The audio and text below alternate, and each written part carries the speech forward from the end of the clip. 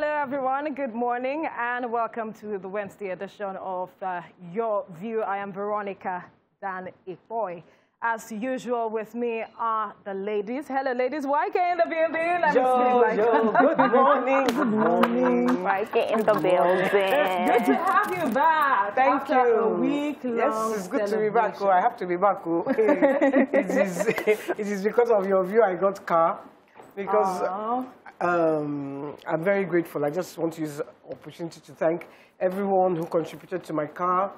I want to, first of all, thank Murayo for initiating the drive, getting people to contribute. Murayo, and I want to thank Roland for the land. I want to thank everybody at TVC, all my ladies. Yeah. Look, if I forgot to, Mr. Dan of Your View, if I don't thank him especially today, I will get that phone call. I've not returned this call. I just want to thank everybody, my partner, my brothers, everybody that contributed, my cousins. Overwhelmed. I am overwhelmed. Right. I'm overwhelmed, and I'm very grateful. I'm supremely grateful. And the governor. You know? The governor came to my party. Yes. You know, I didn't think he would come, you know, and then they just came there. Like, I didn't even know what to say to him. I couldn't even talk. I was just looking. You're just what's it called, farms in. Yeah. But it was good. It was good. And it's because of the love and your personality. Exactly. You have been to every single one of us, person. yes. I saw the messages from your brother, your partner, even Madi, and I'm like, that is true. You've been a friend, a sister, a mother to every single person. Yeah. So when that time comes, everyone wants to celebrate. Here's an opportunity to celebrate. And that is why it happened. Nima! Nima! I have just a bit of rant, but let me say to YK that being at your party on Saturday has really inspired me. Right. Because YK is a family person. And when I heard her niece doing a poem for her, and even the young girl was reading and she was crying. I've seen YK's nieces and nephews around YK and what she does for them. I think family is everything, and you should give them your 100%. So I believe that they were saying what they truly meant about her. So it has inspired me to face front and, you know, just focus on what is most important. Family first. But please, the people constructing Osho Papa or Oshoki Expressway should please speed up things to the opposite fagbebs that's in front of the Lacasera company. What I spent in the normal traffic on Mile 2 Road today was not necessary at that point because of bad roads. So once it rains, the agberos come there, they start to make money. I don't know whether there wasn't the crater there, but it becomes so terrible, trucks and everything, and we didn't have to. I was just there for more than 30 minutes for something that is, this drive is, once I pass the other ones, this one is easy. And the problem has been forever. It's because it's been unattended. We've tried to send WhatsApp to, you know, the groups that we send this WhatsApp, but nothing has been done on that particular spot. So I decided to call them out today. Please call their attention to it. You can't stop calling their attention to it till something is done. Mariam, I've been saying that I love your hair. Thank you. I and Nima were having a conversation earlier this morning. Thank you. You know, I decided that this year I will try and make sure I do only African Nigerian styles. And I was saying this morning. I know YK will be happy. And I was just saying this morning, I miss the wigs, all the Brazilian, Indian hair. I mean, it's bringing out your African beauty. Come on. But yeah, thank you. Because sometimes it's not easy to. And you know, there was another thing that actually made me want to do that. It was my daughter. One time I was going out and I didn't wear my hair. She was like, "You don't want to look gorgeous today." Wow. So in her mind, she thinks you have to wear a Brazilian Indian wig. That is my fear. That really broke my heart. With what is happening with the wig industry. Yeah. Right. People do not associate glamour with looking natural. Looking African. Yeah. With doing weaving. No, that's not. Or having a low cut. I have a friend, Carol, she has a low cut and she carries it proudly and she's beautiful. See how beautiful she looks. She's beautiful, you know, so that is my fear, that the youth will grow up, the young kids will grow up not associating glamour. Yeah, so I'm trying to teach my daughter that there are different types of beauty. There's the African look, so it's not just one look that is beautiful. There are different looks that can be beautiful. Yeah. And African look is also part of that. But, you know, to rant, but first of all, YK, your birthday. really sad I couldn't be there, but I'm so happy you looked like you had fun. Everybody was so happy. People were calling me to celebrate YK. I said they were so happy for YK. They were also calling me like, you guys, thank you so much for what you did for YK. I said, YK is so deserving of all the love and anything. Absolutely. See, YK is so generous to, she doesn't even, when she does it, she doesn't care to get anything back from you. She just does this and she moves on. She's the first person when there's a need that will show up and say, how do I show up? And she shows up big and she shows out for everyone. So I'm so happy that even in that little gesture, you were so, you know, you appreciated it and liked it. And I'm happy and welcome to the 60s. And you know, I look up to you now for inspiration and how to do so life begins at 60. Yeah. Right? Yeah. So I wanted to rant, and there's something that I'm seeing quite often in Lagos, bodies. Dead bodies, and they're not picked up immediately. Yes, and today I've seen 3 in a few months. 3, Abby? Yes, and it's sad. Mine was every Monday yesterday, for the week. Doing school run, I saw children just walking past this particular one. So there was a time when I see this, I call the number, and the last time I remember when I called that number, they didn't pick up. Instead, there was noise in the background, and there were people with me. They were like, "Madam, we tell you, they will not pick up. They don't pick up. So we need to do better." And this constitutes environmental hazard. Yes, but children are walking past these things. You know, I even wonder with the psyche of Lagos children, like that they can even pass this without feeling a certain way. So we have missing persons whose families never find them. You know, so we need to keep data. We need address to it as quickly as possible. All right, when we return, we'll look into the top stories of today. Stay with us.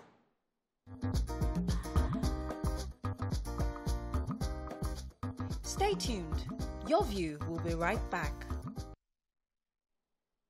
All right, let's head straight to the papers now, and I begin with the Nation newspaper. The major headline here saying, Buhari to arsonists, killers, agitators, I will shock you.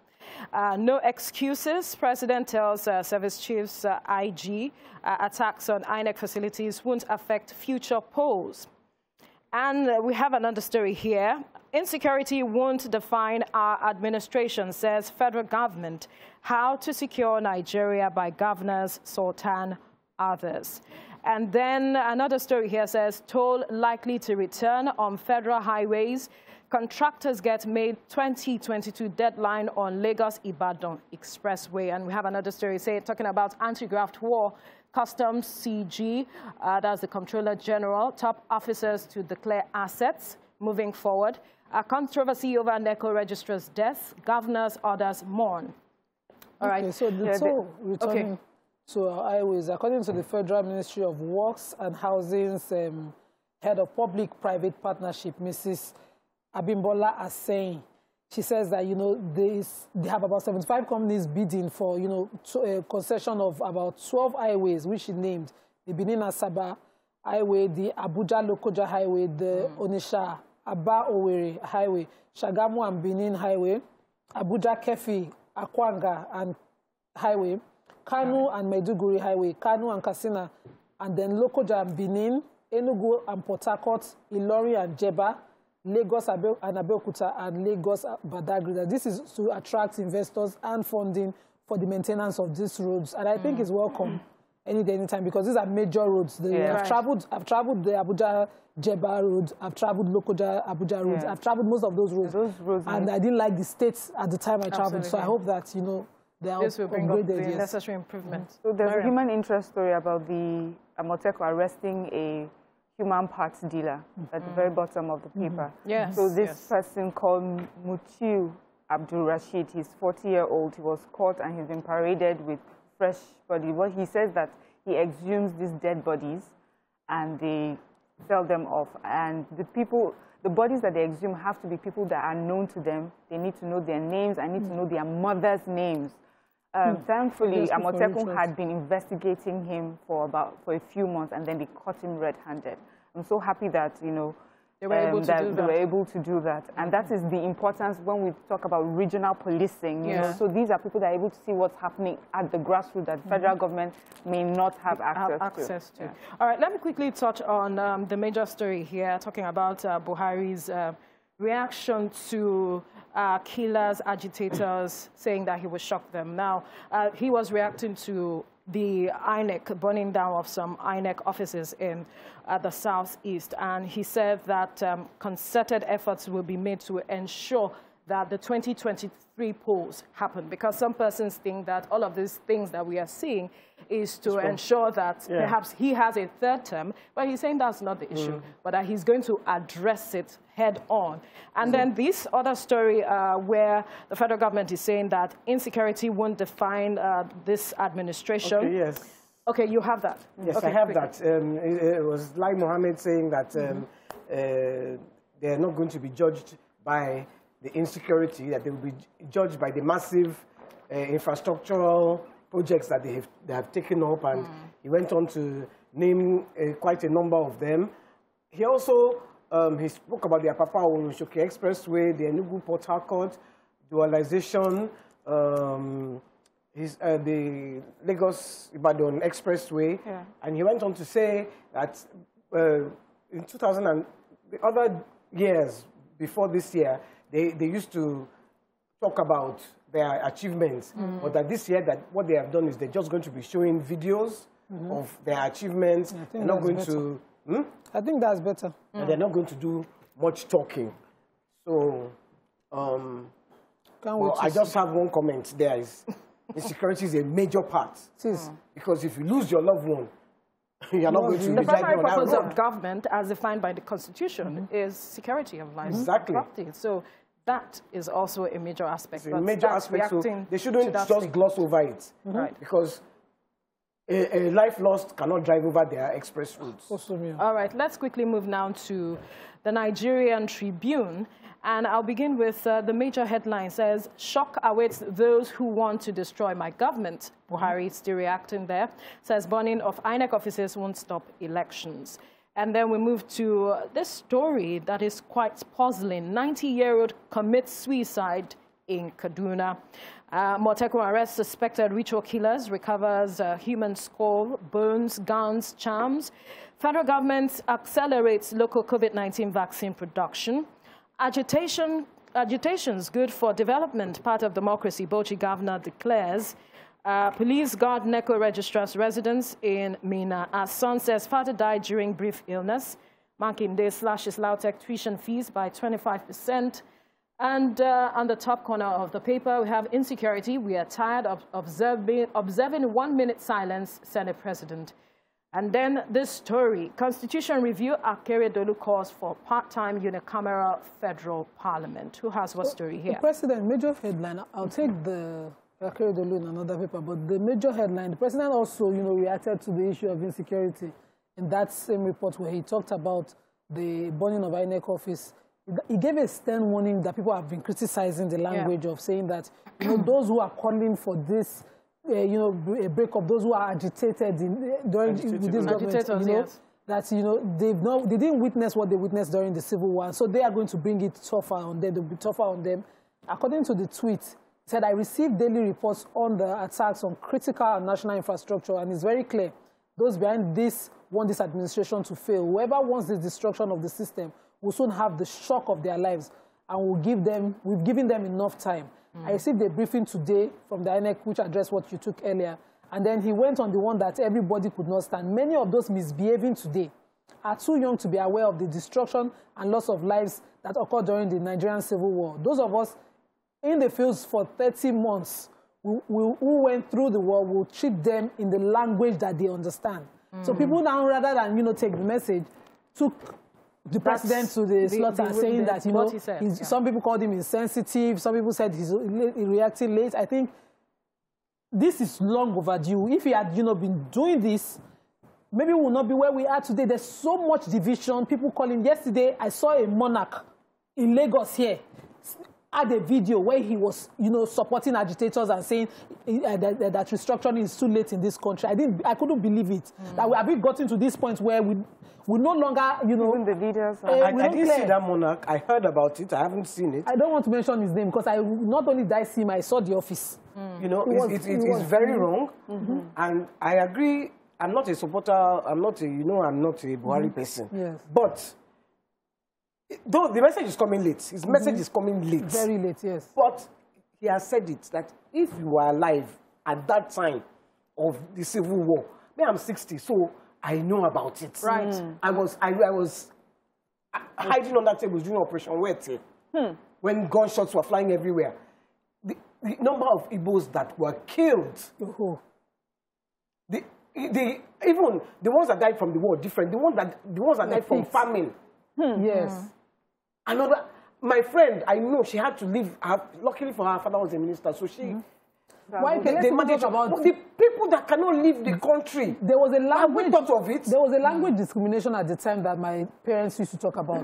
That, you know, people from the middle minorities, as long as you could not speak a certain language, were categorized as people calling for the Biafra nation at the time. And people have suffered this kind of thing. We don't want to be there anymore. I don't support it in any way. Yeah, please stop calling for secession and all of those divisions. In fact, whoever the monarch is, they should invite him.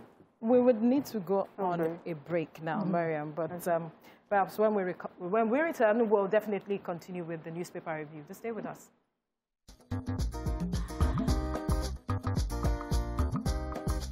Stay tuned. Your View will be right back.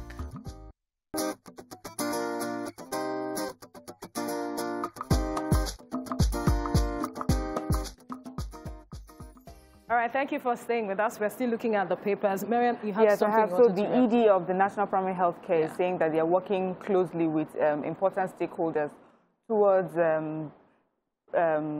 building COVID local vaccine, production of vaccine. COVID vaccine production plants here in Nigeria. And then it's also talking that it is important because of the lopsided availability of vaccines to countries like ours, vis-a-vis, you know, more developed countries that are getting these vaccines. And so they're working with embassies and talking with high commissions to see how we can get more. But that between July to September, we should be getting the next batch of the vaccines. And we know that over 1.9 million Nigerians so far have been vaccinated with the first dose of AstraZeneca. So that will bridge the gap, perhaps, because out of 200 million and you're having just 1.9 million vaccinated. No, but that's bridging the gap. It prepares us for whatever comes. We're so totally unprepared because we killed our vaccine production. And when I read the history, it's just, you know, it's disheartening what we did. We were of that capacity about 30, 50 years ago. But we looked at and just to clarify, that 1.9 number, remember, it's just there's just a particular number of people who are eligible for this vaccination. So we cannot use that number vis-a-vis our large population. Absolutely, but then we'll be able to address every other segment of the society. Our traditional medicine, All right, let's move to the Punch now. The major headline here says, "Stop threats. PDP tells Buhari as federal government again promises tough actions." President blames politicians jostling for power, says he'll be hard on troublemakers, lead battle against insecurity, match words with actions, enough of threats. That's the PDP reacting to the president's statement there. And then we look at some other headline. Businessman accuses policemen of assault, extortion of $5,500 Bitcoin. Bandits confirm kidnap of 156 Niger pupils, demand 110 million naira. I saw Oshomole Izeyamu's congratulatory messages on social media. Obaseki reacting there. And Senate threatens arrest of 56 MDA chiefs over probe. We are reviving grazing reserves in 21 states, federal government. 2023 constitutional crisis looms over attacks. INEC alerts Buhari. External reserves dropped by $640 million in May. CBN reacting there. So I don't know what happened with the production of Punch today, but their stories did not tally with papers. I wanted to have the federal government stand on the revival of grazing reserves, and it wasn't on that page. And I checked through, I didn't find the story in the Punch. So I believe it's in reaction to the Asaba Declaration, where it was. But the story is not. The story itself is not there, but I am believing that that is what it is, because government reaction to that statement is that they will come up with the grazing reserves in June, and that they work with states who were ready to work with them. And so now they are saying 21 states. Perhaps that's what we are talking about. So we remember the sad story of the kidnapped students in Niger State. So the bandits have reached out to the school headmaster, and they are saying that they have 156 pupils, and they are asking for 110 million to be paid by Wednesday, and that if they are not, if that's the end of by Wednesday. It says end of today, and then it says Wednesday. Okay, or else the children will be killed. And he's saying today. Yes. Okay, that's today. And he's saying the federal they have given the information to the state government, and we know the stance of the state government is that they do not negotiate or pay for ransom. But the state government says that they're doing everything in its power to find who these culprits are and also bring the children to safety. But also, they say some members of the public are trying to put their resources together to see how they can raise this money. So that is the sad story of this young children. You have a story here, YK? The businessman? The businessman that was robbed. Yes. He says the police. He said he was coming out of Lekki County Estate when they stopped him. He was inside traffic. They stopped him. They came out of their Sienna and they searched him. Then they handcuffed him and put him in their vehicle and took him. And then they checked his phone and saw he had a Bitcoin wallet. And then they called somebody who had Bitcoin. And then they transferred $5,500 from his Bitcoin wallet to their own, to their accomplices. And meanwhile, how they got it from him, they beat him up. They put him on alcohol and were beating him. Until he gave them the password. And that was, so he reported to the Maroko police station. They are still investigating. When they interviewed the PRO or something, he says he hasn't heard anything about it, but they will find out. Get back. But I think the police are meant to protect us. Exactly. This is the style of the SARS police at the time. This was their style of operation that people objected to, that brought about the hashtag against SARS. And you think that because they disbanded that team, you will not have such a thing again. But we're hearing it. I think the police should immediately jump on this and make an example of these officers. All right, let's quickly move, because of want of time, to Vanguard now. The major headline saying, Constitution review, scrap Senate, cut no number of reps / federal government size, Akeredolu. And then we have another story here. It says, attacks on INEC offices won't stop 2023 polls, Buhari reacting. Some National Assembly members demanded bribe for Kama bill amendment. Can president? All right, bandits demand 110 million naira for abducted Islamia pupils in Niger.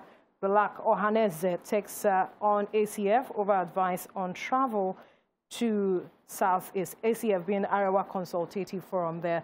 CBN intervened in textile to halt $4 billion annual forex fight, Emefiele.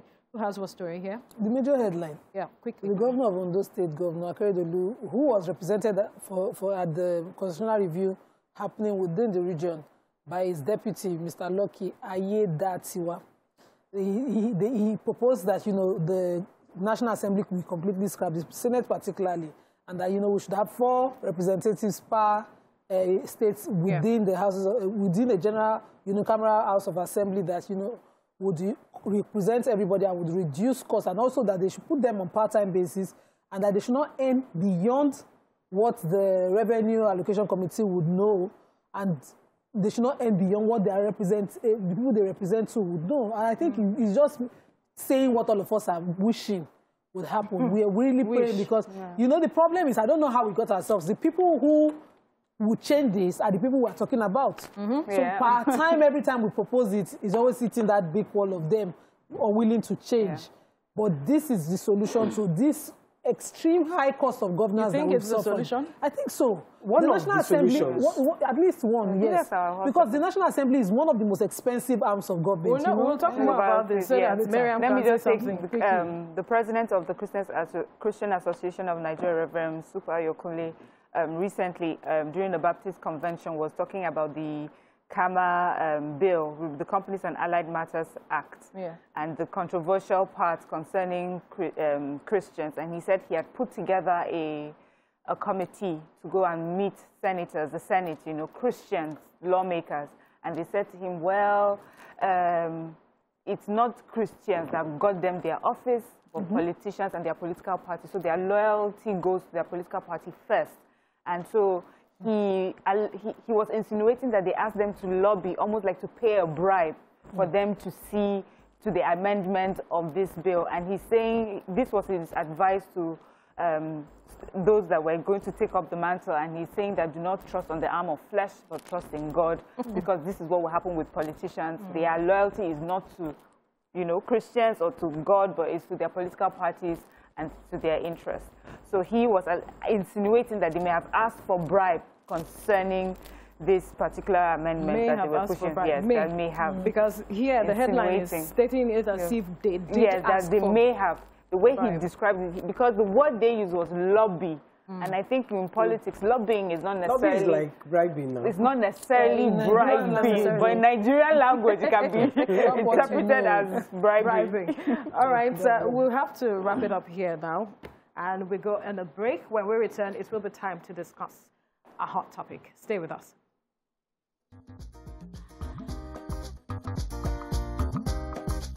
Stay tuned. Your View will be right back.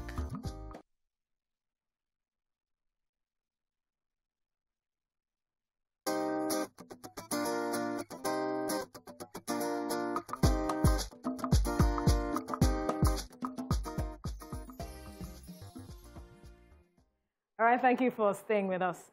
Recently, Governor Rotimi Akeredolu of Ondo State advocated for the scrapping of the Senate, with each zones having equal number of 4 representatives at the National Assembly, that the country should consider dropping the current bicameral structure of the National Assembly and adopt unicameral legislature. What are your thoughts on this? Join the conversation and call us on 081-270-53687 or 091-390-76948, or tweet to us at TVC Connect with the hashtag YourViewTVC. Ladies, what are your thoughts? Unicameral legislature or bicameral? Well, he is complaining that we need to scrap this. This is not the first time people are calling for the scrapping of the bicameral legislature, because the fact that we are spending so much and we are not getting that result that we thought we would get. We thought we would get. And when you see countries who have run this unicameral legislature, these are countries, small countries, actually, that have long-standing democracies. Our democracy is just 22 years.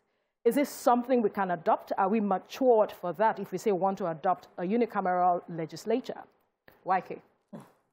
I think, first of all, because I always say it here, that the Senate and the House of Reps is overbloated. One.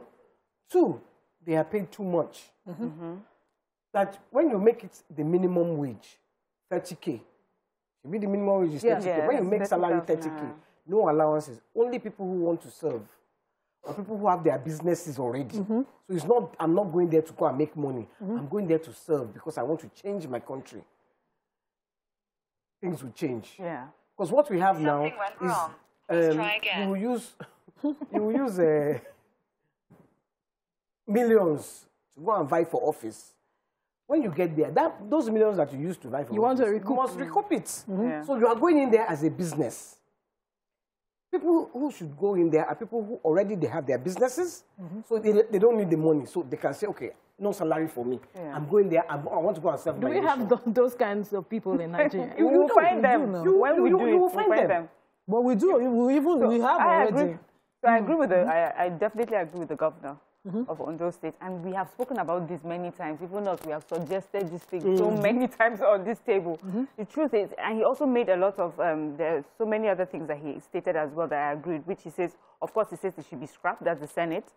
And then he says that membership should also be part-time. So you have your jobs that you're doing, and then you come, you sit for your, you sit for that, for the time. They pay your sitting allowance, that makes sense. And then we don't have to be paid for your housing, for your entertainment, for your traveling, because the truth is that we're a poor country, we can't afford it anymore. So I definitely agree with him that the federal government is quite bloated. But also, I think we should do this right because the state governments are bloated as well. We cannot have too many special assistants and special aides that we have, plus commissioners. And we know that commissioners, or most of them, are like cronies, of this government, where you are put in these positions to compensate for like your political support and things like that. So we need to remove all these things at all levels of government. and then we can put our resources where it is most important. We cannot have Nigerians struggling to eat, struggling to get jobs, and then we have representatives, just a few people out of Nigeria that somehow have canvassed all these resources, and it just goes straight to them. First of all, before we talk about salaries of our civil servants, we're talking about the Senate and the House of Reps, their cars, their houses, where they need to travel, their aides. It's just so much that we cannot afford right now. Maybe it was something that was good at the time when it started, but right now, of Nigeria as of today, we cannot afford it. And I think that it should not just be the Senate, the state government should also look into it in the ways that it is bloated and reduce costs there as well. Nima, I totally agree. The part that breaks my heart is this, the misconstruction of the word representative, because these people only represent themselves. We've created a Senate of big men, where not only does the office give you certain influence, it gives you money to, to weigh that influence such that you are out of touch with the people you actually represent. I am of Lagos West Central Senatorial, Lagos West Senatorial District. I've never, except during the election campaign, seen the senator. The people have a role to play with regards to that. Hold on a minute. Every time, because in fact, there was a time I accused the representative for Amuodofi in the House of Reps that I am more of a representative than you are. And eventually, when they moved the issues that I was raising on this platform, they were quoting me verbatim from the experiences that I have in that area, because they are out of touch with the reality. Yeah. But if you live in an area where you represent, or you even, because we're a big nation, imagine for the Senatorial District, for instance, you even have a feel of what your people, of what the people in that area go through. Nobody will be saying they don't see you. You as a representative will do exactly what you're doing, what they want you to do. For instance, if you're a businessman, and the policies around your senatorial district affect you, when you move it on the floor of the house, it will be passionate. It will be from where the pain is. The senatorial district I am from, we do not have such. We only see their bosses, even their palliatives that they share. There's no such in that area where we live, and it's a large senatorial district. So I don't believe in this democracy the way we have it. I think we're overspending for a certain class of people, and the painful part is that what they take, they then build the paradise they want somewhere else. Somewhere else. Away from the community. Away from the community what is even penny means? What is even penny means? When you are a House of Rep member or you are a senator of a certain district and your office is in Abuja, how will you come to your to the place where you are senating or representing? I don't understand them. Right. Because all of you can sit down in Abuja and you say you are senatoring Amuodofi or if for local government. You are not there. You are not on the job. You are in Abuja where everything is. You're far away. Yeah. You're far. Even when you're in the do your senatoring from. You live in Banana Island. From the community. When they have us in Banana Island, they leave Abuja and go to Banana Island. They won't even branch in their own areas. Go to where. Look, one of the things that make a government succeed is being on the job. Yes. Right. Being on ground. Being closer to the people. Yes. That's what governance is about. Because what happens is, it happens in all walks of life. If you become successful, you start to lose touch with reality. With musicians, with everybody, because they only feed you what you want to know, what they think you want to know, or what they want you to know, not what is the actual reality. I know I had a famous father. With my brothers, we have not allowed ourselves to be carried away by what people say. Know what you're doing. That if our leaders, I call them rulers, should use that and look, go and build your house in Nima's area. If you're go and be there. So when you are driving to work in the morning, when you sit 3 hours, 4 hours, you will feel the pain, and you will know what changes to make. Exactly. You will react as swiftly as possible. Yes. In fact, so if a businessman, because they will come with this revenue drive, capitalism and all of that. So there's a business that is impoverishing your people. Because it cripples them. It gives them less hours for their businesses when they sit in traffic. The roads are bad. People are dying in traffic. And you don't live there. You're friends with the businessman. You'll be looking only at the money. Because your friend will be telling you, there's more money to be made. But if you live in that community, you'll be able to tell your friend, you can run this business alongside the good life of these people. You cannot run these people down because of your business. I don't understand how we got ourselves here, but the way out of it is just so painful that as a country, the way our constitution is drafted, which is why I also like to support the Speaker for the House, this constitution as it is now, based on this particular example that we are talking about, for instance, as falling short is not of standard because there's no check on them. There's nobody who can just reverse them except we have a coup. But the essence for having both of them is to ensure checks and balances. But do we have that? That's what I was going to next. So if we are saying that we want a unicameral, yes, who will check these people? So the people are supposed to play a role. Yeah. So that happens. The process of recall is another long one. Mary, can we quickly take a break? Okay, sure. Okay. We need to quickly go on a break now. When we return, the conversation continues. Stay with us.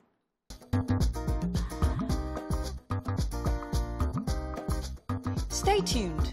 Your View will be right back.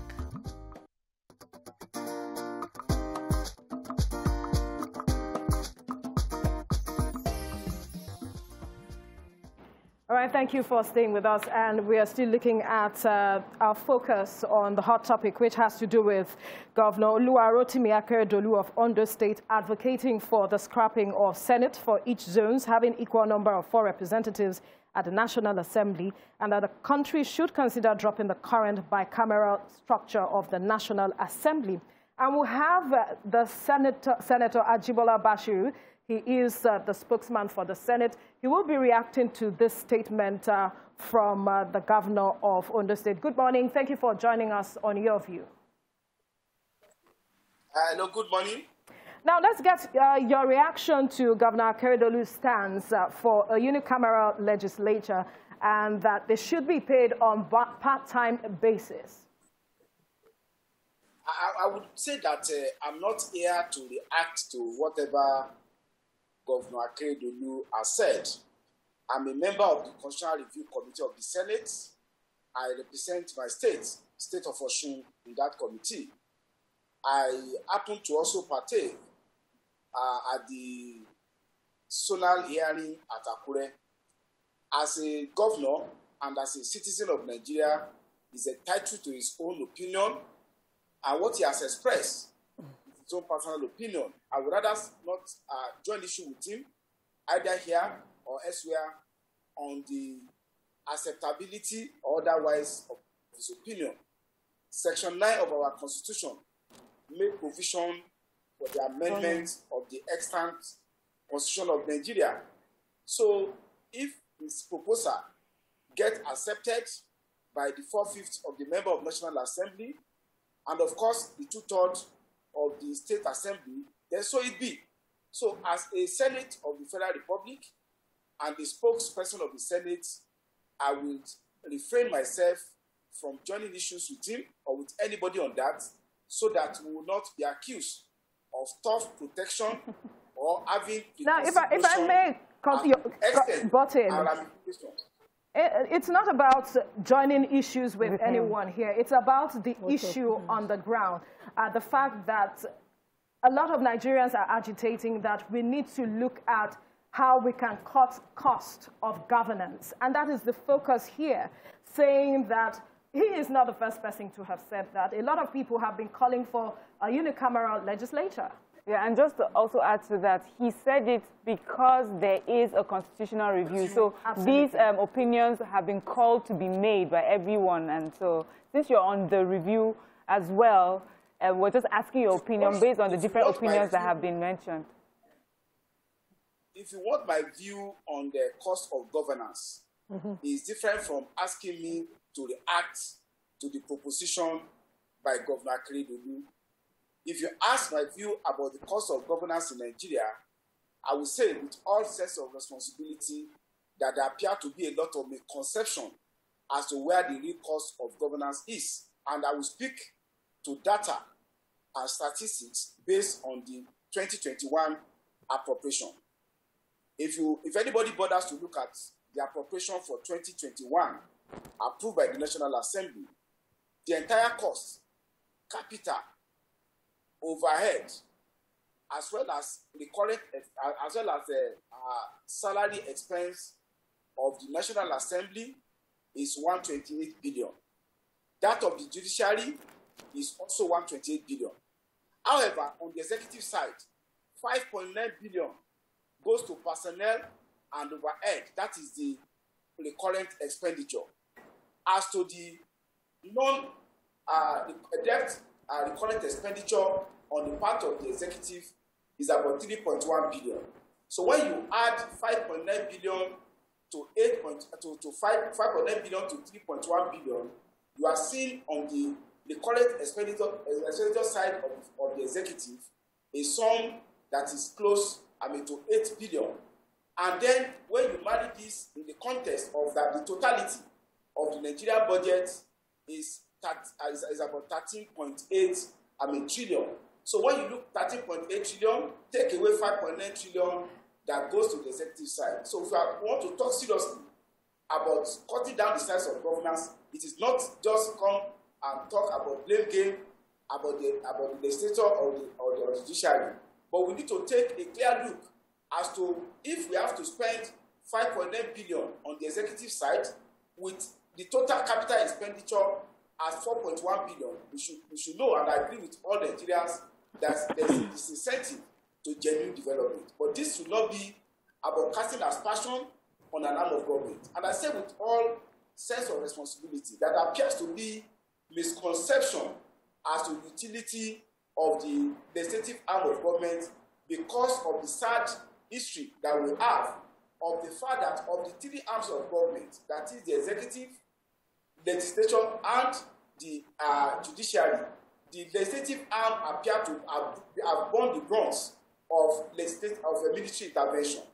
Between 1966 and 1979, we did not have democratically elected legislative arm, and after 1983, December 31 coup, until 1999, the recess of it, we have not had a proper legislative arm. So there appear to be an hangover to think that you can really run governance without the legislative arm because of that sad reality of dictatorship brought upon by military rule.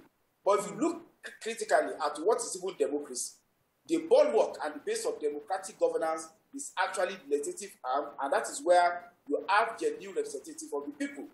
And of course, from the elitist perspective, it may be said, I've had some of the comments with respect to some of your contributors here today. I speak presently from Osogbo. I was at a civic engagement of artisans, market women yesterday, and we were well received to receive their opinion. So when I hear people talk about the legislator being aloof from the people and not resonating with them, go to any of the markets in my constituency, you see intervention they have made.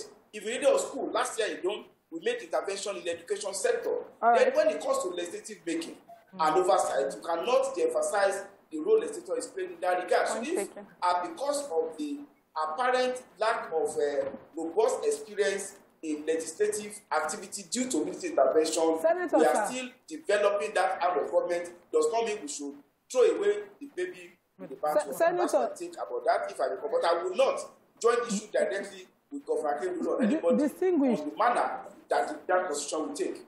Distinguished, I think you can speak only for yourself on this issue of being on ground. Mm-hmm. Okay. From what we are saying here, we're also talking from areas that we live in, and we cannot be making up stories. For instance, I live in Amu Odofin. The state of Odojo Road presently, as the whole of Odojo Road is commercialized for bonded terminals, we have about 11 on the entire stretch of that road to the end of that road. And the honorable member representing me in the House of Reps and the senator representing me in the National Assembly, in the Nigerian Senate, does not seem like they know what people go through there. You just need a 1-minute video of what is happening there daily. On a 5-minute drive between Ilekpo and Abule Oshu community, school children, healthy, sick, pregnant women have to sit in traffic because one bonded terminal on that part of Lagos decides to go crazy. And the only traffic enforcement agent that can call them are those. So who do you talk to when your senator doesn't live there? And you write to them, they don't react. So when we say they are not on ground, we know they are not. But maybe for Osun State that we cannot, I don't live there, you can speak for yourself. So when people talk about, these are serious issues that bother people, sir. I just wanted to say, we are not pointing at any particular individual. We are generalizing because we live in these areas. Mm-hmm. The same thing in my own area, the governor of Ogun State came there one day, no, this is bad. They they didn't put quota, they just help us straighten the road small. But now, rain has fallen. The road is now bad again. All our cars are getting spoiled. If there was a senator on ground, if there was a House of Rep member on ground, their business. They would have gone to the governor, say, Oga, come and see the road, oh. Because the governor cannot do it all. They need eyes and ears, and that's supposed to be your people, the senators and the representatives. But they are not there. Why not, with respect, why not holding brief for any member of the National Assembly as to whether they are grant or not? I think it's also very important that, yes, quite unfortunate that we have state of infrastructure that is not palatable for Nigeria generally, and that is not only limited to Lagos. But I would say that it's very important to contextualize what are even the constitutional and legal rules of members of National Assembly. And I think that is why I always take interest in participating in this kind of program. I want the role of the senator, for instance, constitutionally, are basically three. One, to ensure and participate in making laws for the good government of the country. Secondly, to also ensure that funds appropriated for government purposes are not expended in a way that allow inefficiency and corruption. And the third one, and this is particularly for senators, to ensure that appointees of the federal government go through the crucible of proper scrutiny before they are screened. Those are the three statutory responsibilities that they have. So in assessing and judging your senators and reps, please take these three to be the basis. To what extent have they participated in making laws for the good government of our people? To what extent have they ensured that money appropriated are not expended in an inefficient and corrupt manner? And to what extent have they been able to keep searchlight on those appointed under the Constitution or other law in that regard? But beyond this statutory thing, because you are a politician, you are elected by the people, you have responsibility to spotlight, highlight, and lobby for the purpose of ensuring that genuine development and capital projects are brought into your constituency. And you see, the problem of making generalization as a legal practitioner and a student of logic, making hasty generalization is fallacious, and it will not allow for us to name and shame particularly persons who have not been able to be alive to responsibility. And that is why not holding brief for people, some of these challenges should be highlighted. For instance, issues were raised about whether people have presence in that place. I say, and anybody can be called in my constituency, Osogbo. I have an office that is accessible Monday to Saturday to everybody. And in each of the local government, there are offices there. And I know some of my colleagues also Senator Bashiru, you have to hold the thought because we need to go on a break. Senator Bashiru, you have to hold the thought because we need to quickly go on a break. When we return, we'll continue the conversation with you. So stay with us.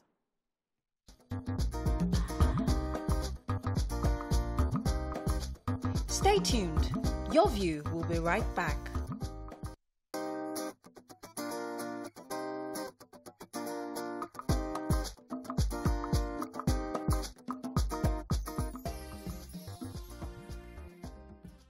All right, we've been talking about reactions to a statement coming from the Governor of Ondo State, Rotimi Akeredolu. Although the Senator Ajibola Bashiru says he doesn't want to join conversations or join issues with him, but you were making a point before we went on the break, Senator Bashiru, and I'd like for you to quickly wrap that up so we can move forward. Senator Bashiru, can you hear me? The point I'm trying to make is that I can hear you. I can hear you. Can you hear me? Yes. Yeah, the point I'm trying to make is that there's a need for us to know the difference between the role of the legislator and the role of the executive. And because of the development of the legislative arm, we seem to see the legislator as an end-all in terms of the challenge of infrastructure and some of the social maladies that we have. Yes, the legislator has very important role as a politician, as somebody who rely on the support of the people to get his mandate to ensure that their welfare should be uppermost. But in certain circumstances, there are limitations. And I will tell you that one of the challenges that we have in Nigeria is that some of us have been calling for restructuring in such a way that our state be in a position to have the necessary resources to attend to the needs of the society. For instance, the present revenue sharing formula at the national level is disincentive to genuine and meaningful development on the state. And as an elected legislator, we feel, the pain of not only our government, but the people at that level.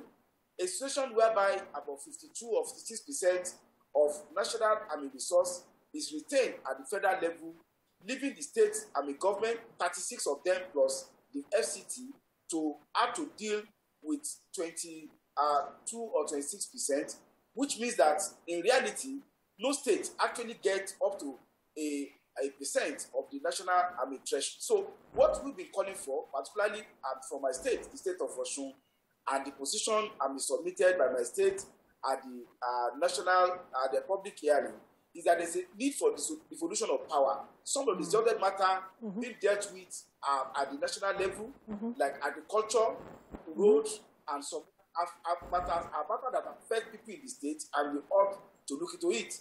Issue of fiscal federalism are also being put forward by my state in the debate. All right, and that is going to be Senator Bashiru. That is our focus now, and I just want us to have a direct focus because we want to separate the statement from Governor Akeredolu from constitutional review so that we can have a robust conversation. And that is where we are headed now. And the issue with the constitutional review, which a lot of persons have come up with, is the fact that we have had conversation. In fact, this is not the first time we're having this exercise of constitutional review. We have had conversations around the Constitution, where especially when you look at the 2014 confab, we have this Steve Orosanye report, and the question on the minds of a lot of Nigerians is the fact that this exercise, is it going to bring the needed result? Is it going to reflect the minds of the people? Is it going to reflect that constitution that Nigerians actually want? They are asking for that confidence in this exercise. And we need you to actually help us better understand that at the end of the day, that Nigerians will get what they are actually looking for. I think I share your fears, and I also associate myself with the yearnings of Nigerians for a constitution that really deliver on qualitative governance. I would say that our country is challenged today as to the primary purpose of government, even as enshrined in our constitution. And the purposes are security and welfare of the people.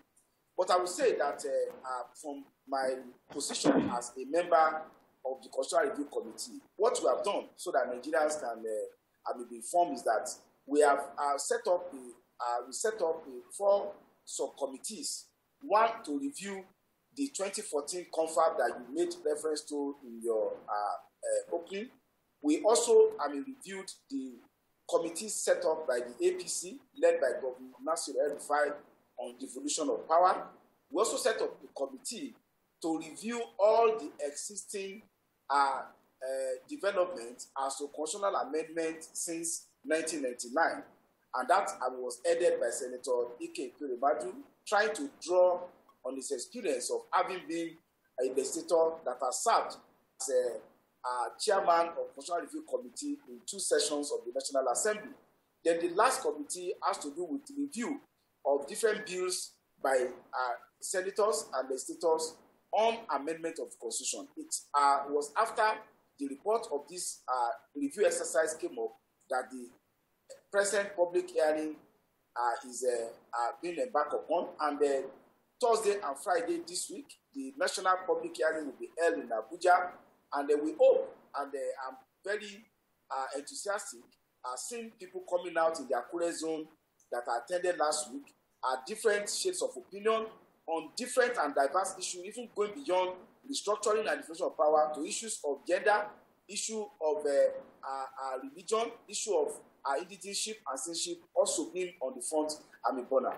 But as I say, our constitutional process should be an all-embracing process, and one that we must not come up with a prejudicial or no-go area. We should open our minds and be conscious of the fact that whatever we make of our country today is what will shape development in the future and what will determine the delivery that the government can have. But speaking for myself, I believe that my colleagues in the legislative arm should see this thing as not of tough protection. We must be open to ideas as to how do we restructure government to become efficient in delivering on infrastructure development, delivering on social welfare, and creating a productive economy for our people. A situation whereby the bulk of our national resources is being expended on bureaucracy of government is unwarranted and is inimical to the continuous existence and growth of our country. Thank you, sir. Thank you so much, sir. But I just also want to ask concerning the process. Many Nigerians have asked as well that what is the timeline for this? What is the timeline until there's a change in the Constitution? What would it take? What is the who are the people who? How would it take to sit down and review each and every one of the after the public hearing now? How long would it take? And who will be those that will be in charge of reviewing each and every one of the complaints? Like in the Northwest, they've just said we have over 77 memoranda that had come out of there, and this is the whole of Nigeria we're talking about. Just so that Nigerians don't think that this is just an exercise in futility, this is just talk shop, we're coming here to talk about it, and then we normally get that response of we're doing something about it, give us some time, we'll get back to you. Do we have specific timelines as to when we'll start to see this physically adopted? All right, Senator, before you respond to that question, yes, we're looking at... we need to quickly take a caller on the line. BENARD calling from Port Harcourt. BENARD, are you there? Yeah, I'm here. Please, your contribution quickly. Okay. Good morning. Good morning. My contribution is that I don't think it's right to embark on unicameral legislation. The country has some problem. The problem of the country is not from the legislation. It's not from the legislation. Though they appear as if they are not working. The problem of Nigeria is from the executive, the judiciary, and the legislation. All right. So, in short. All right. Thank you, BENARD. All right. Senator Bashir, you can react now. Thank you. On the question of the processes of the constitutional review, the level that we are now is after the public hearing, and I will inform Nigerians that at each of the centers of the public hearing, not only legislators who are present, but we also have consultants who are experts in constitutional law, political science, and legislative drafting accompanying us to each of the centers.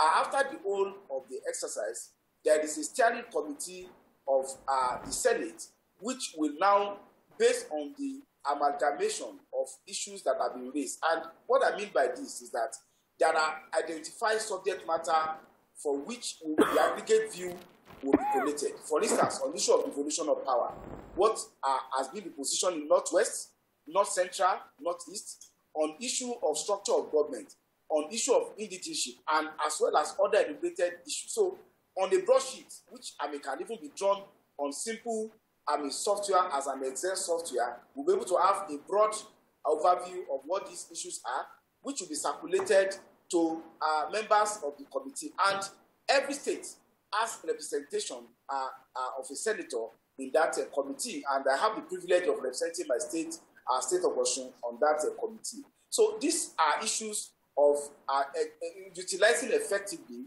the consultants and, of course, the secretariat to be able to aggregate what are these issues on each of the subject matter, then this will now be tabled at the Constitutional Review Committee level on each of the items. There will be an agreement. What has come out from the public hearing on devolution of power, what has come out on structure of government, what has come out on fiscal federalism, and so on and so forth. And as the President of the Senate, Dr. Ahmed Lawal, said, we are looking towards completing the exercise of in respect to the Senate, possibly before we embark on recess for summer. And this will enable the return to be made to all the state House of Assembly on each of the items for them to make a return, and then we determine which of the items of amendment get required 2/3 from the state assembly. Okay. Now, let's quickly take another caller. Hassan is calling from Lekki. Hassan, are you there? Good morning. Good morning, everybody. Good morning. Good morning. This is a national issue. The governors, the senators are all culpable in the problem of high cost of governance in Nigeria. All of them. How so? There should be a sincerity of purpose on both sides. Look at the policy protocols of the state governors. PA, you understand, and even their expenses are too many, are too enormous to be handled by our new resources. The senators, what you see on their test list is different from what they collect. So the issue now is this. Let us be sincere. And let me make one thing very clear for all of you. Most of the senators, 99% of them, are lacking of the governors. Because most of them go to the state, go to the Senate, via the backing of the governors. So there's no way any one of them will challenge the government. And what they are trying to do is to make sure they protect the interest of the government. This devolution of power will never work. Because this issue of saying states should control the resources, a state in which most of the governors are personalizing the resources of the state. Go and ask the civil servant. Go and ask the business of the state. How are they planning? The issue is this about self-serving. Please let us all be sincere. If they have problem with the president, go and be frank with him, talk to him. It's our leader, we elect him. So the issue of going around shifting blame is not there. All right. Thank you, Hassan, for your contribution. I didn't really hear what he said. Next question. Yeah, he was saying that everyone, both those at the executive, legislative, is culpable, and it's not about shifting blames. That was basically what he was saying. And he spoke about, I think, devolution of power may not work. That was what the contributor said. Next question. I wanted to know, sir, how, because the Senate president had said that the public hearing will start today, I think. Yes. Yeah. Yes, the public hearing will start today. How, like my colleague asked Ella, is the duration, how long is this supposed to be for? And how soon do we expect to see this review douse tension across the agitations that we have? And just to follow up on the question, how can we contribute? How can citizens go to these places? How do we know where they are if we want to be part of this public hearing? Public hearing. Public hearing. No, with respect, we are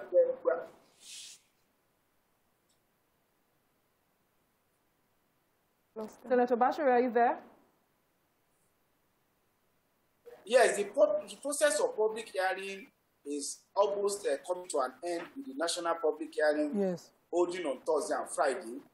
At the various zonal hearings, there are, before, since last year, there have been called for memoranda, which was advertised in all major national dailies, and the notice of the public hearing were also published in all national dailies. I can tell you that at the zonal hearing in Akure, Dome, that I participated, no less than 140 memoranda were received, and presentation made were in excess of about 74. So I will say that generally there has been a good reception by Nigerians participating at the public hearing. And I must not fail to mention that the last caller, unfortunately, is seeing issue of constitutional amendment and restructuring from the prism of anybody having problem with the president. I will say that I'm a member of the All Progressive Congress. I was elected on the platform of AP, just like Mr. President. I don't have any personal problem with the president. But I'm talking personally from my experience as somebody who has served at the state level in two capacities, first as a commissioner for specialty and to the general of my state. I believe that the resources available to the states is such that they are not even able to adapt. And to counter the argument of the so-called sleaze by governors, I think there are ample ways by which people can monitor. I'm speaking from my state. I think with the little resources we have, anybody is challenged to come down and see massive infrastructure development being carried on by the present administration of my own political party. So you cannot just make a banal allegation that people are taking resources out of it. But the reality is this: when you have an allocation, for instance, of about 4 billion, and the government structure is taking about 3.4 billion, leaving purchase of 400 billion for development, you begin to ask questions whether a less than 8% allocation is enough, notwithstanding the best effort being put in place to increase the IGR. Senator, the truth is this: federal government has we need to quickly take a call. Defense, external affairs, currency. All right, we need to quickly take this call. Senator Gold is calling from the UK. Gold, good morning. Thank you for joining us. Hello, good morning. Good morning. You ladies are doing a very good job. I congratulate you for that. Thank you.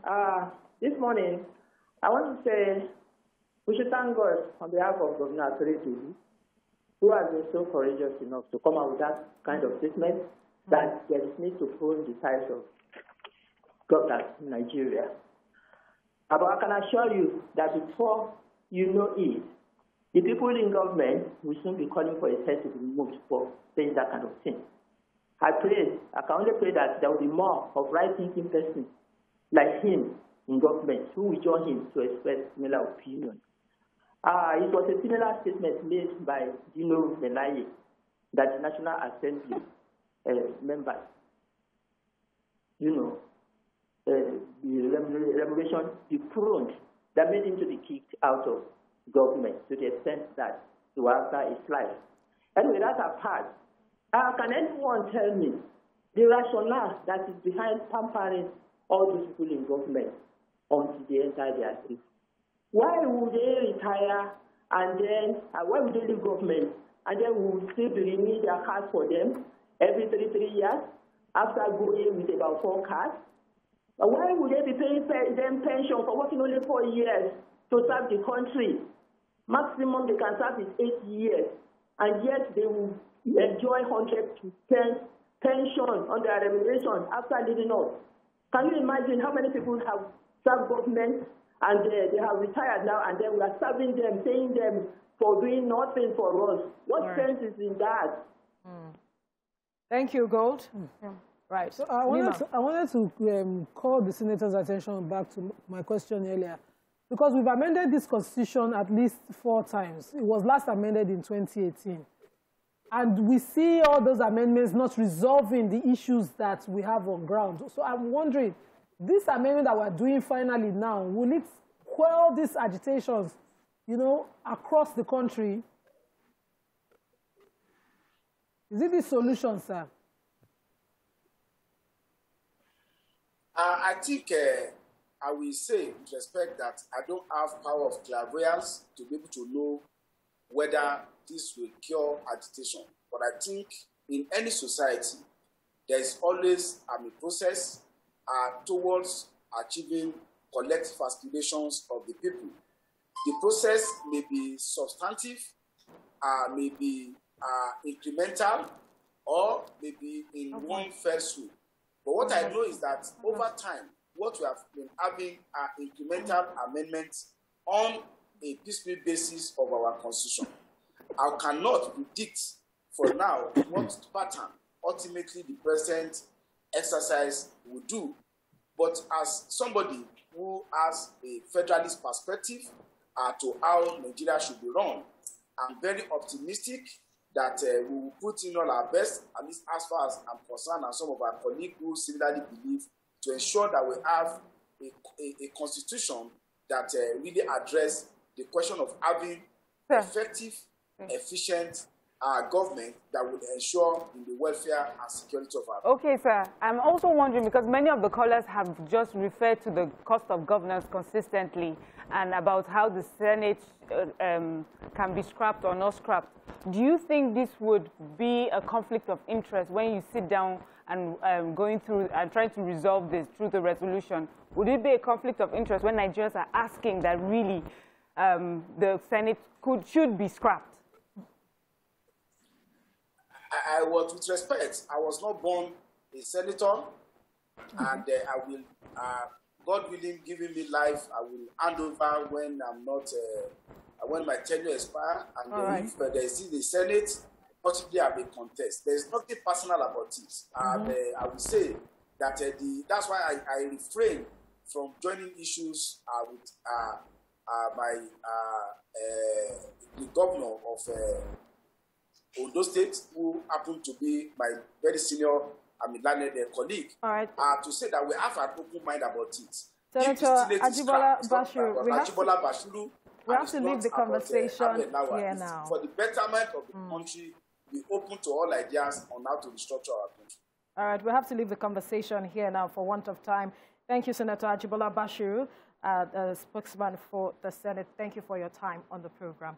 We'll take a break now, and we'll return to talk more on the show. To stay with us.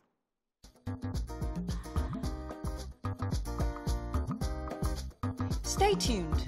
Your View will be right back.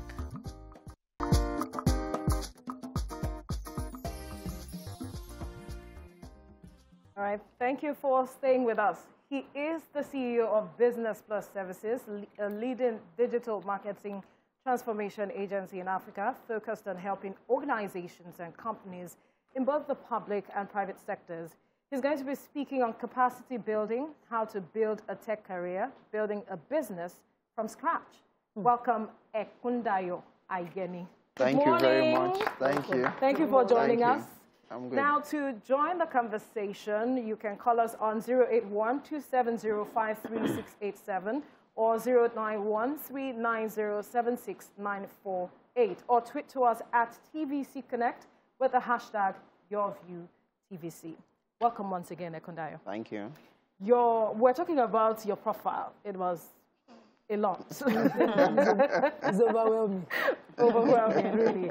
And I am wondering, how is it that you took up this opportunity quite early? What was the point of interest for you? Because there are a lot of young people out there who are wondering what to do with their time, and tech seems to be that space that they can take advantage of. Okay, so I would say I happened to fall into the opportunity of early starters through the career path and all of that. I started business while I was on campus. I remember having to sell diskettes back in the days. Oh, wow, diskettes. I can't remember I heard that one. So I'd done a couple of sales in my early days, and I studied computer science, mathematics and computer science. So, and we had this lab where you go drop your student ID card back in the days, and you're just able to use the computer for 1 hour. So I borrow as many people's ID card, and then for exchange of those in computer time. So people are not typically interested, but I was just going there to explore. So by my 200, we had started a team where we were doing programming, and there were not so many languages then. So it was C language and C++. So those IBITs, you know, high coding languages then. And we moved on, and gradually post graduation, I went to serve. I remember getting to the NYC camp, went to the OBS. And on camp, I went to camp with like 3,000 naira, and you know, Alawi was barely, they were just making it 7,000 or so at the time. And I made 90K on camp, you know, selling CDs. Because that's the first 3 weeks. Yeah, first 3 weeks, I said.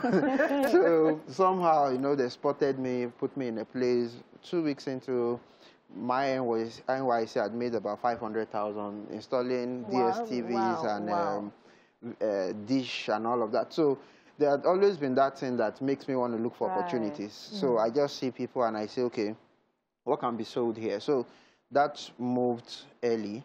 And then in 2009, I was privileged to have this man who was willing to invest to start something like the property websiting we do now.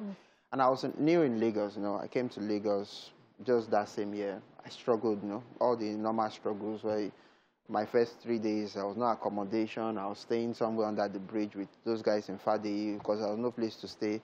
So I just had to figure out life. And then I had to print about 200 CVs, and I was just distributing like flyers all around VI, you know, just going everywhere. So that in itself was enough drive. So by the time we were doing that in 2009, I'd started advertising on Facebook and all of that. So it gave me some level of quick insight into what the whole future could look like. I remember going to meet people, selling the idea of managing social media for them, and many people did not believe that was going to work because it was too early. It was coming too early to them. And by the time we fast forward to 2014, I'd already started working. So you were already thinking ahead. Exactly. Right. So that opportunity to just take any window that you have, just You know, I can relate to the story a bit because we had these people in school that were like you. And I just used to think, you know, and I'm just sitting here, I'm just feeling sad that if only I could have seen what possibilities there were. Now, my concern is that we have too many young Nigerian graduates bereft of how to go now. Some people, for want of maybe, you know, the bad education system now, universities, they ended up with a result that makes them unemployable. Nobody even wants to even give them an opportunity to talk. And they feel, I met a young man recently who was thinking, let me just end this whole thing. And you're a graduate. You don't even have belief in any possibility anymore. What do we do with this large chunk of our youth? Because every government person just comes and one person will sit down and say they are unemployable. And so what should we just send them to the gutters? What should we do with them? How do you help people like that? So I buffered the solution. Last week I was on Yahoo Finance and Yahoo News and all of that. And I said something there. Over the past 2 years, we've trained close to 1,000+ young people and currently have about 200 of them on the payroll, paid monthly. And the model was very simple. So the first style we went was we went to the market and just got people who were of disadvantaged background. We brought them in, about 15 of them initially, a bit 20, we started training using our own resource over 3 months. It was a lot of struggle, getting them to learn computer appreciation first, understanding what computer is first. Then there are some essential skills that we now focus on. For example, graphics is a very high demand skill. Within 4 weeks, you can develop someone to become that efficient and that effective in graphics. Another high demand skill is writing, understanding how to write, creative writing, skillful writing. These are skills you can sell over the internet because of the current demand of the society. Most times we don't develop these things because we want to sell. We'll go learn things that we cannot trade over the internet. It is important to understand the current demand. Exactly. Don't learn things that you can't trade. You can't trade, So another skill you need to look at is, even if it's basic WordPress, how to understand how to develop website, WordPress. Do 2 weeks of intensive coaching on that, you would learn. You can do it. I started by, I sat down, I'd done 41 certifications across board, Google, HubSpot, all of that. So I'd seen spectrum of where are my demands coming from, at least to meet my basic need.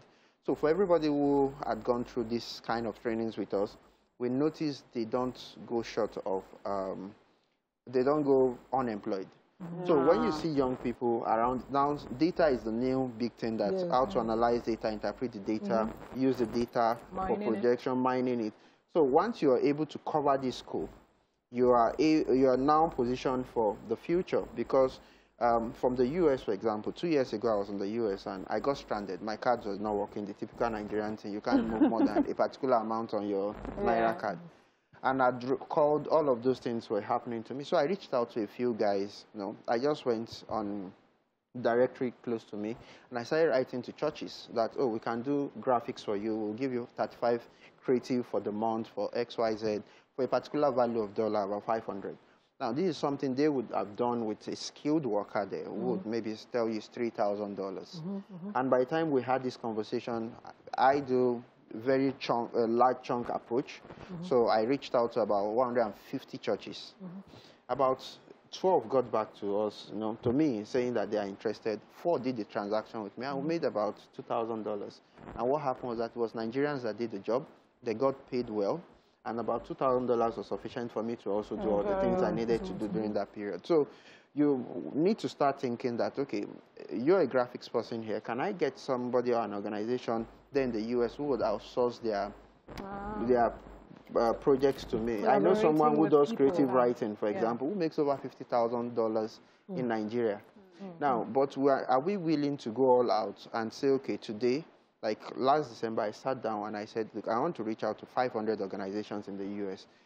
And all I knew was their phone number and their emails, and I was going through that process. We've been able to engage about 20 of them to do projects with us. So you need to now put yourself under that level of pressure as a young person, because most times if you're hoping, when they say, oh, I'm applying for jobs, you hear people say, oh, I just apply for 10. You've not done enough, in my own thinking. Because when I ask, can you increase your chances of winning? Because in probability, you say it's 50-50 or something. So if I reach out to 1,000 people, what's my probability of winning? So I increase my chance of winning because I reach more people. I had some schooling in Harvard, and when I came back, I did a mail, just a blast to everybody on my LinkedIn, and I said I just came back from Harvard, and I shared my curriculum with them. From there, many, many CEOs reached out to me because they wanted the knowledge I got from that place. And it was my own house rent. I wanted to move from a smaller apartment to a bigger apartment. Then I was saying, in like about 2 beds, I wanted to move. That I used for my rent. And it was a lot of money. But at this time now, a lot of those conversations have changed. So Kuntayo, what I hear, even though as important as tech is where you found yourself, I'm hearing a lot about your attitude, the sort of person that you are. So sometimes it's not only what you have read or you have been unable to read, it's that do you have the attitude to win, to get up? So for a lot of young Nigerians growing up, and I don't put all the blame on them because I feel like they've grown up when things are a bit tough, you and many things, all the things that you hear every day from everyone are just complaints. So I feel like young Nigerians have grown up into a society of just complainers, and that's what they have learned. If you were to speak to them, where would you tell them to start, towards changing an attitude and having an attitude of, we can make it, we can get it? Before you respond to that question, let's quickly take Jafar calling from Surulere. Jafar, good morning. If you can, do call us again. All right. Okay, so in my 300 level, I had an issue. It was 5 days to closure of payment of school fees. And the thing in Nigeria, once there's late payment, the fees increase. I think my school fees was about 5,000 then. I took my admission letter and I went across the road, those guys that sell flash and all of that in front of the school. And I gave them my admission letter. I said to the guy around 8 in the evening that, give me 20 flash. I'll go and sell it. Before daybreak, I sold 18. I was going from room to room in the hostels and all of that. I got my school fees from the profits. Now, it's that attitude that you need because Nigeria will not help you succeed. Nobody is willing to help you. Nobody is coming to help you. Just believe that from me. Government, anything will not work for you. My parents are late, and there are things that that your society, even your friends will tell you, they will tell you a lot of things. There is a lot of culture telling you, you wake up in the morning, the media, sometimes the news coming out, this person has been shot, this person is dead, and all of that. Like yesterday, we had the depressing news in my class group, the NECO registrar, his son was my classmate. So you keep thinking, okay, everything is just happening around you, things. So use that energy, convert it to, okay, I want to succeed amidst all of this. Because if you don't succeed, you need sufficient money to even live afloat because you have to provide your own water at some point, you provide your own electricity at some point, your own security. So you need enough money to do these things. So you have to exert into yourself because the disadvantage would always be there. So you can't say, like the company was one of the biggest domain names in Nigeria, domain and host. They're in Jos. They are not in Lagos. And they host a lot. As in, I'm talking of 25,000 domain names. Interesting. And and the guy is there working with little or no demand on high-skilled labor. In Lagos, if you want to hire somebody, you want to say maybe 70K entry point or 100. That guy is paying people like 50 and they are fine. They are even happy. They are excited because of the place is good. And he's been able to make enough provision for himself.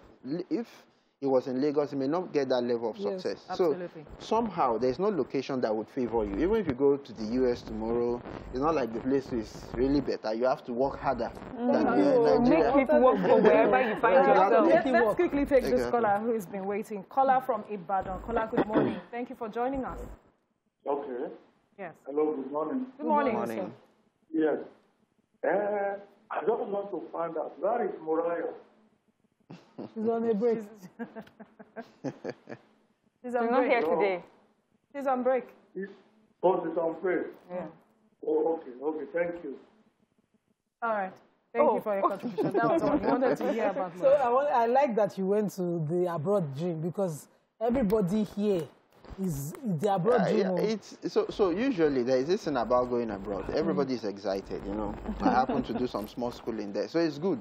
It's nice. You see the environment, everything is working, but you have to work harder than you work in Nigeria. And the conditions are even more stringent. And if you don't want to be accountable in Nigeria, you can't succeed there. Right. So those are more effective things that you need to learn. There are so many things you can do here that you cannot do there. Yeah. So I can come, quickly say the things I say here. 80% of the people I'm talking to now may probably not verify what I'm doing. But I want them to go and verify. But there you say it this way, people are online checking what you're saying. So you're selling information here, 10 ways to do this.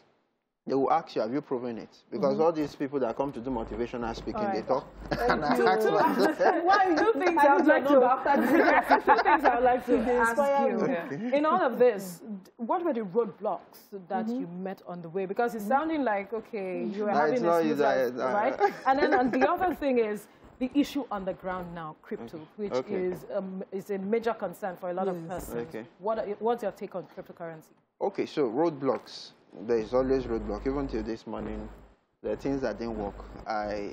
Staff will be issues. You're trying to get people will steal from you. People will steal your clients. They would insult you. They would do things that would break down, frustrate you. It's normal for people to do that. That's life. Yeah, so you need to just have the ability to press on and say, look, I'm going to just go through this wall, even if the thing is not working. I've had to, I can tell you, like maybe 10 years ago, we'll go and eat 40 naira and we'll tell Mama Calabar we're coming, and we run away. And then in the next 2 weeks, we have some money, and then we'll come back to pay. And then we use all those, because you just have to keep moving. You just need to look for styles. So it's not like the thing was always all rosy. There are times when, I remember I went to do a pitch to someone one day, and we explained what we're going to do, how we reach people, and the man said, you're a Yahoo boy, I said, sir, I'm not. The guy chased us out of Surah. It didn't look like paperwork. It was a lot of, he didn't understand what we're explaining because of the whole new media thing. And then the part of crypto, I can tell you for free, crypto has come to stay, it's going to be there. For me, I keep advising that understand, because what I don't understand fully, I don't put my money. My younger sister does it. She makes a lot of money from it. And I had to explain a model to her that, it's a probability of winning. You're still not the one controlling the effect of the market. So it's like buying stocks. So when the thing is rosy, take out the profit you've made. Because we saw a lot of people crying recently. Yeah, going deep and all of that. So if you've not built that system where your level of greed, you've decided I won't go beyond maybe $10,000 investment, and I would make sure every day I just take $100 out as my profit. You would think, oh, the more the money, the more the profit. The day the dip happens, your whole stuff will go down. Isn't that the same thing with Forex dealing? So it's similar to Forex, because I'd had to join Binance like about a month ago to see what this thing is all about, and then I put in like maybe $500 to see how it's going up and down, by the deep kind of conversation. I don't have the full spectrum, but I've been studying. I did mathematics, so I understand statistics. I understand how projection, you look at the graph. Okay, how long has this thing been like this? What are the factors? So people who can influence it. Elon Musk will wake up tomorrow and tweet, and then the thing goes up. So how come you're putting your money on somebody else's opinion? So you're putting a bet out there. So I would rather advise that have the kind of money that you know if you lose that money, you don't have a problem, and keep building on it. When Nigeria cancelled it here, would that have affected people who have invested in it? So there are many, about 5 ways I know Nigerians can get their money out and put their money in. For me, I don't know about it. Crypto. They say there are 5 ways that you can advise you how to put your money and how to get your money out. We'll ask about that after the show because right now we need to wrap up. We must thank you, Ayeni, for your time. So short but impactful. The message is out there for everyone to peek. Thank you so much for your time. Ladies, thank you so much for hosting me. I think I should say that. Thank you for being our host. We'll be back tomorrow. For those who have been asking where Morayo is, she will be back tomorrow. That's all we can take for today. Join us again tomorrow. Bye for now.